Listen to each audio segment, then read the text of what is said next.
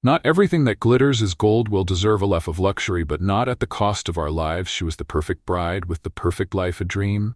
Honeymoon aboard a luxury yacht surrounded by endless ocean and promises of forever, but 3 days and everything changed. She followed the sound of whispers, and in one moment her world shattered. What she heard wasn't love, it was something darker, something that made her regret ever saying I. Minutes later she was gone, swallowed by the waves. But this isn't a story about tragedy, it's a story about what happens when the truth refuses to stay buried before the glitter of diamond rings and the glow of champagne. It asks the re was Dominique Harper, self-made, determined, and resilient.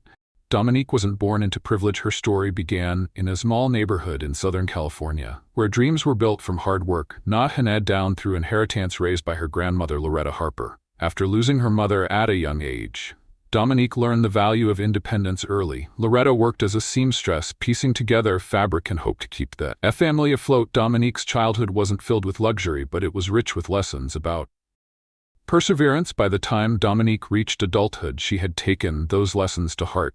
With no financial safety net, she put herself through school, earning a degree in business and real estate. She became known in California's competitive market as a force to be reckoned with, a real estate agent with an eye for high-value properties and an unshakable drive to succeed, but event the strongest heart, scary quiet longings despite her professional success. Dominique often felt the ache of loneliness, the desire for someone who could share her life and ease the burdens she had carried for so long. She wanted stability. She wanted someone who made her feel secure, not just financially, but emotionally. Enter Elias Braxton, a man whose every name seemed to carry weight and mystery. Elias wasn't like Dominique's usual clientele. His reputation preceded him. In elite circles, whispered about rather than broadcasted. He was the type of man who attended exclusive galas and left before the cameras arrived. To some, he was a coon involved in international investments. To others, she was simply untouchable. Elias was charismatic, but guarded. Heck knew how to draw people in, and without revealing too much about himself. His wealth appeared: endless private jets, luxury cars, sprawling estates. Yet if someone asked how he had amassed his fortune, the answer was always vague, wrapped in polished phrases about foreign markets and private ventures. The truth of his past was something only a few dared to question. Behind the tailored suits and easy smile lay a history few understood. Those close to Elias knew that his rise to power had been anything but conventional. His name was tied to whispers of deals struck in the shadows, of connections to syndicates that operated across borders. But those whispers never reached Dominique. Not. They met in what seemed like an ordinary day, at a real estate convention in Los Angeles. Dominique was showcasing an $8 million mansion, a sprawling estate with a marble-floored foyer and panoramic views of the city. She had done this 100 times before, but there was something different about the man who walked through those doors. Elias Braxton entered the room with quiet confidence, his gazes sweeping the space before landing. Gone. Dominique, for a moment she felt a shift note in the room, but in herself he was magnetic, the kind of man who seemed completely at ease in any setting. He wasn't like the usual clients who asked about the square footage or debated the price per acre. Instead, Elias was more interested in Dominique herself, the way she described the house with such conviction, the way she commanded the room without arrogance, asked her questions not just about the property, but about her life, her goals, her ambitions, and before she knew it, a connection had formed. By the end of the convention, Elias had invited her to dinner, and that dinner turned into a series of meetings, each more extravagant than the last: private rooftop dinners, first-class weekend trips, rare gemstones delivered without a special occasion. For Dominique, it felt like stepping into a fairy tale. For Elias, it was exactly what he intended, a way to ensure that Dominique's only what he wanted her to see. Within 2 months, Elias proposed. He didn't take her to a crowded restaurant or a beachside pavilion. Instead, he flew her to a private villa in Santorini, Greece, under the glow of the sunset, the pulled-out Ring-a-Rar diamond that seemed to catch the very colors of the sky. Dominique said yes before he even finished asking. In that moment, all of her struggle seemed to dissolve. The years of late nights, the sacrifice, the lone lines, they all looked like distant memories. She believed she had finally found her happy ending. But happiness built on half-truths can be fragile. While Dominique saw Elias as the answer to her prayers, Elias saw her as something different, someone who didn't ask too many questions, someone content to live in the glow of luxury without peering into the shadows behind it. What Dominique didn't know was that her love story had already become something else entirely.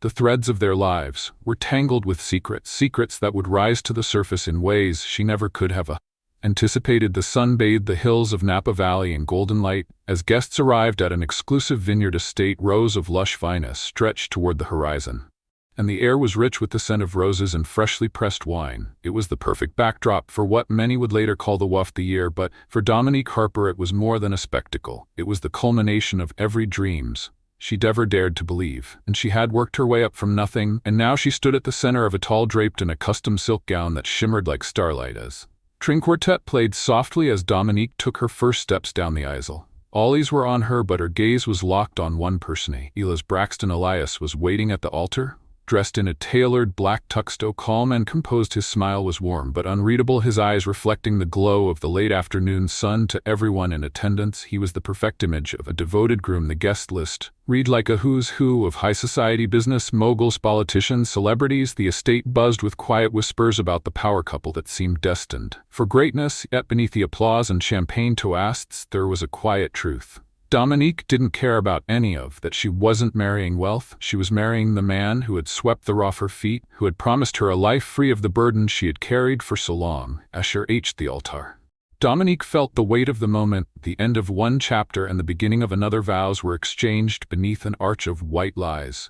When Elias slipped the wedding band onto her finger, Dominique's heart swelled with hope. This was it, the future she had vowed so hard for was finally hers. But as the night drew to a close, whispers of what came next began to circulate among the guests. The honeymoon. Elias had planned something spectacular, something that would sweep Dominique even further into their new life together. The next morning they left Napa Valley in a private jet, fatted for the coastal marina, where Elias's prized yacht awaited, the Seraphim, named after celestial beings. These Rapium was 120-t floating palace, complete with marble interiors, plush lounges, and a top deck that seemed to stretch endlessly toward the sky.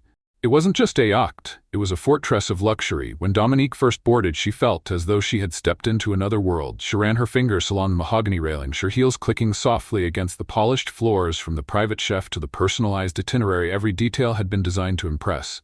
But for Dominique, it wasn't just the luxury, it was the sense of freedom. She imagined days spent soaking in the sun, nights wrapped in the quiet lull of the waves, and moments where she and Elias would finally have uninterrupted time together.